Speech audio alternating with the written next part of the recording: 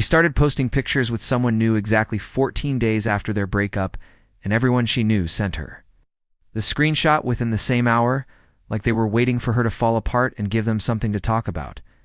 2 years together, and 2 weeks was apparently all the grief he needed. And every single person in her life expected her to spiral, cry, post something, emotional, maybe. Even reach out to him, and she understood why they expected that, because the old version of her absolutely would have. But something had changed in her during those last 6 months of the relationship when she had already been grieving it, while it was still happening. Because that is the thing nobody tells you about painful relationships sometimes. You do all your crying before it actually ends. You grieve the connection when it goes cold. You grieve the future you planned. When he stopped planning it with you, so by the time the official ending arrives, you were not heartbroken, you were just relieved.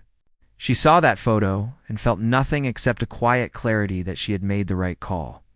Her friends kept asking, "Are you okay? Are you sure you're fine?"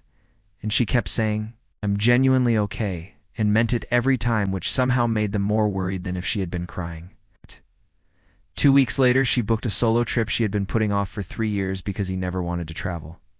And a month later, she was sitting in a rooftop restaurant laughing with a friend when she noticed he had viewed her story within seconds of posting, and she just smiled, put her phone face down, and went back to her dinner. Not out of spite, just because her life had genuinely become more interesting than anything on that screen. He texted eventually with a simple, "Hey, hope you're doing well?" And she read it, thought about it for 4 seconds, and went back to whatever she was doing, because some doors once closed do need to be opened. Again, they just need to stay shut so the right air can finally come in. Drop a comment if you have ever healed so completely that the person who hurt you became totally irrelevant.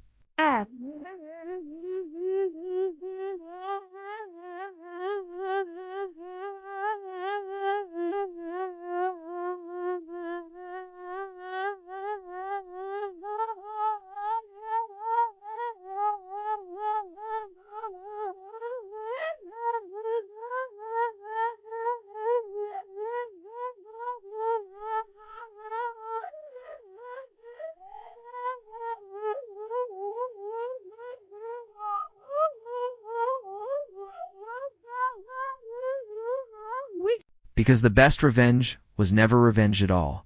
It was just living well and actually meaning it.